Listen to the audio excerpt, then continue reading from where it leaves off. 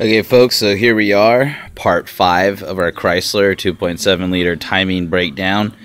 We're going in to replace the water pump and the timing chains and all the timing components. We've got our front half of our engine removed, including all of our pulleys. We've set it to top dead center, and we're making preparations to go ahead and remove our front timing cover.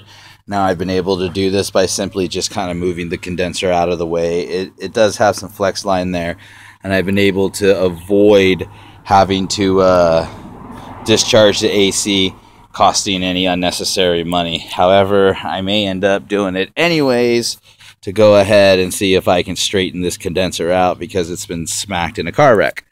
So the last step that we just did was to remove the harmonic balancer. And the reason why I wasn't able to record that is because harmonic balancers are interesting. They are never easy to get off whatsoever.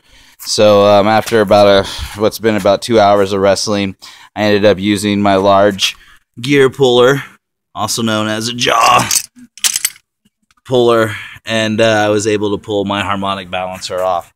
So then the next step is to go ahead and grab a 13 millimeter socket, a 15 millimeter socket, and a 10 millimeter socket, and you're going to want to go ahead and start removing your front timing cover here. And let me show you where you're going to start at. You're going to start at top right here with your 15 millimeter. You're going to loosen that.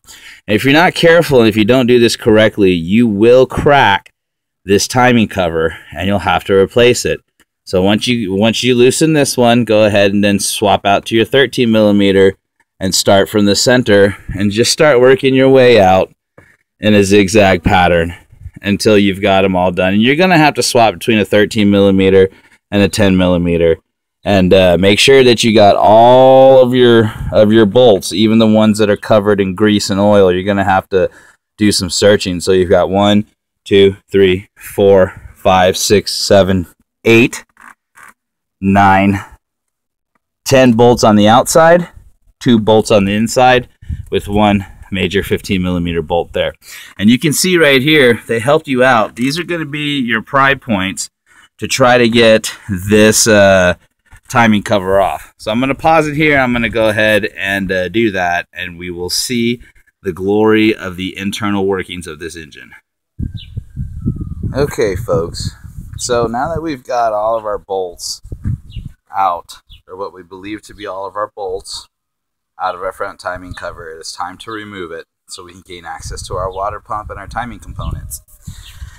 All right, so at this point, it really starts paying off to really start slowing down and really start thinking ahead. All right, because again, it is very easy to crack and break these aluminum timing covers, especially when you're taking them off. So here's the deal. Here's how I approach this. I approach it with finesse and patience. I don't try to rush into it, and I do my best not to get angry. Now, as you can see, we have some points that we can kind of stick a pry bar in and pry it. We got one here, we got one here.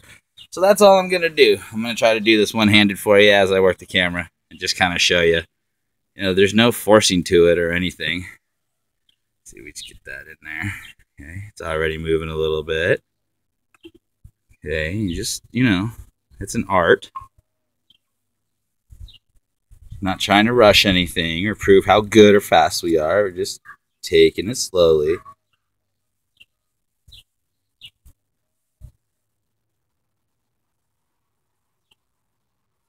Okay. Now that it looks like we're off, just going to slowly work it. And it has dowel pins that it lines up on, so you got to just kind of work it off with the dowel pins. Just nice and slow. It's just a happy little timing cover. Oh, there we go. There we go, everybody. Look at that. It's a boy. Yay. All right. So you can see there's our timing cover. It's been removed. And we're going to go and probably send this out to be completely cleaned and refurbished so we can now reinstall that and it'll look like new. Now let's look at the glory of our timing in here. So here you go. There it is. All right. Now what we need to do from this point on is we need to figure out where our timing marks are at And I'd be willing to bet, let's see, you see here, right here is your groove. So there's your key. Ah, man, there's chunks of carbon inside of this engine. I'm pulling this stuff apart. Crap. It's dirty inside of here. Look, look, look, there's a chunk of carbon right there. Oh, it's not even broke loose. It's just built up there. I'm going to have to try to clean some of this stuff out. You can cross-contaminate an engine. So this is your oil pump right here. And so, let's see, I'm not seeing any markings for timing on the oil pump. So yeah, that's what we're going to do. We're going to go check factory procedure, and we are going to see exactly where we need to set this to make sure that we are at true TDC. And so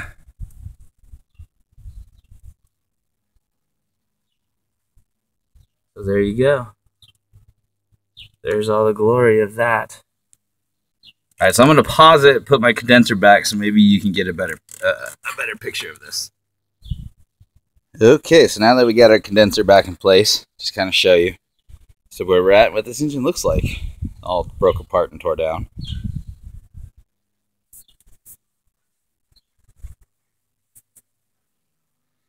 And we're going to be replacing this gear. We're going to be replacing this rail. We're going to be replacing this rail. We're going to be replacing the tensioner inside of here. We're going to be replacing this gear and this gear.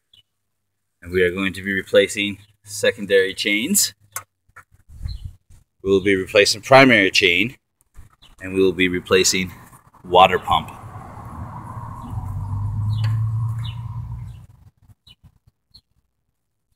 All right, folks. Well, this concludes this segment of my Chrysler 2.7 liter water pump timing replacement.